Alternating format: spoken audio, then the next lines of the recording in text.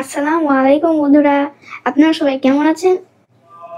আমিও ভালো আছি এবং বুঝি আপনারাও ভালো আছেন। তো আজকে আমরা একটা নতুন গল্প বলবো গোপাল ভাঁড়ের। তো শুরু করা যাক। আর গল্পটির নাম কি? গল্পটির নাম হলো চুরি করা মূর্তি। ও তুমি শুরু করো, চলো আমার শুনি। হ্যাঁ, তো একদিন গোপাল ভাঁড় রাজসভায় ছিলেন। সবাই সবাই ছিল, রাজা কৃষ্ণচন্দ্র, মন্ত্রী, সেনাপতি, কবি সবাই ছিল। তো রাজা মশাই মানে রাজা কৃষ্ণচন্দ্র, আপনারা সবাই জানেন, তিনি বললেন তার একটা বুদ্ধি আসছে। তারপর সে সবাই এইকে বলল যে এখন তো অনেক চোরের তো উৎপাত বেড়ে গেছে, তোমরা তোমরা কিছু করবা না এখনো পর্যন্ত। তো রাজা কৃষ্ণচন্দ্র সবার কথা শুনে ফেললো, কিন্তু গোপাল ভাঁড়ের কথা শুনে নাই। তখন তো রাজা মশাই জিজ্ঞাসা করলো, গোপাল ভাঁড় তুমি কিছু বলছো না, চুপ করে আছো কেন? তখন গোপাল ভাঁড় বললো, আমার তো ঘরে দরজাগুলো ভেঙে গেছে, তো আমি তো আর কিছু করতে পারতেছি না। তখনই রাজা একটা বুদ্ধি চলে আসছে। তার হাতে একটা মূর্তি ছিল, ওই মূর্তিটা সে রাজা কৃষ্ণচন্দ্র গোপাল ভাঁড়কে দিয়েছে। গোপাল ভাঁড় দেখে অবাক হয়ে গেল মূর্তিটা দেখে।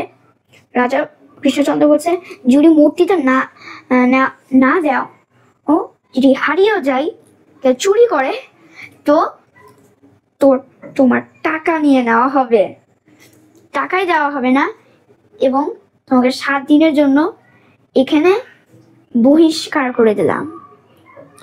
অনেক ভয়ানক। গোপাল ভাঁড় এটা শুনে অবাক হয়ে গেল এবং মেনেও নিল।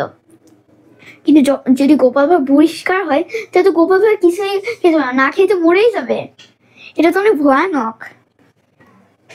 তো গোপাল ভাঁড় চলে গেল মূর্তিটা নিয়ে, তার ঘরে গেল। ঘরে যে মূর্তিটা এক জায়গায় রেখে দিল। রাত হয়ে গেল, ঘুমিয়ে ঘুমিয়ে পড়ে গেল। তারপরে পরের দিন সকালবেলা দেখছে তার মূর্তিটা চুরি হয়ে গেছে। সে হাই কপাল দিয়ে কান্না করতে লাগলো। তখনই তো গোপাল ভাঁড় আটকে গেল। কান্না করতে করতে কিছু করার নাই। তখন গোপাল ভাঁড় একটা কাজ করলো। সে খালি হাতেই রাজা কৃষ্ণচন্দ্রের কাছে গেল। রাজা কৃষ্ণচন্দ্র তো কিছুই করতে পারলো না। তখন রাজা কৃষ্ণচন্দ্র তাও রেগেছিল, কিছু করে নাই কিন্তু তাও রেগেছিল রাজা কৃষ্ণচন্দ্র, যে গোপাল ভাঁড় কি আনছে, এটা কিন্তু একটা প্র্যাঙ্ক ছিল, খুব মজার একটা প্র্যাঙ্ক। অনেক মজার। তারপর কি হলো, গোপাল ভাঁড় খুব বিপদে পড়ে গেল। দিয়ে রাজামশাই কাছে গেল, দেখছে খালি হাতে। রাজামশাই রেগে বললো, আমার মূর্তিটা কই, এখন তোমার শাস্তির ফল পেতে হবে। গোপাল ভাঁড় তো এমন লোক নয়। গোপাল ভাঁড় একদিন ছুটি চাইলো রাজামশাইয়ের কাছে। তো রাজা মশাই একদিন ছুটি দিয়ে দিল। বেলা সেটা পেয়ে গেল। বন্ধুরা তোমরা কি জানো ওই জিনিসটা কি ছিল? একটা মূর্তি। হ্যাঁ, গোপাল ভাঁড়েরও একটা প্র্যাঙ্ক ছিল। ও, তখন সে মূর্তিটা বানিয়ে নিলাম। বন্ধুরা তুমি কি জানো ওই মূর্তিটা কি দিয়ে বানানো? কি? মূর্তিটা বরফ দিয়ে বানানো। হিম ঠান্ডা বরফ, অনেক ঠান্ডা। তারপর ওই ঠান্ডা মূর্তির উপরে লবণ ছিটিয়ে দিল। তারপর যখন রাজা কৃষ্ণচন্দ্রের কাছে নিয়ে গেল ওই বরফের মূর্তিটা, সে বললো, যেহেতু আমার বাড়িটা সুরক্ষিত না, আমি আপনার কাছে এটা দিলাম। আচ্ছা, এটাও একটা গোপালের চাল ছিল। হ্যাঁ, তারপর সবাই তো বেরিয়ে গেল প্রাসাদ থেকে, কারণ গোপাল বলবে যে শাস্তি পেতে হবে না, গোপাল স্বীকার করবে যে হারিয়ে ফেলছে তার আগের মূর্তিটা, রাজামশাই মূর্তিটা।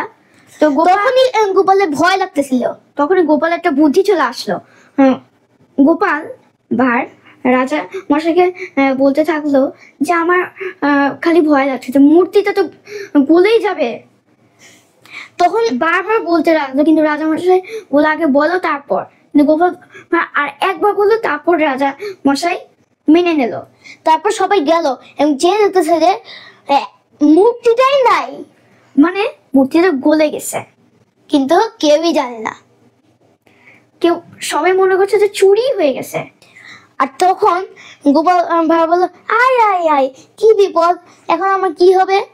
আর এইভাবেই গল্প শেষ হলো।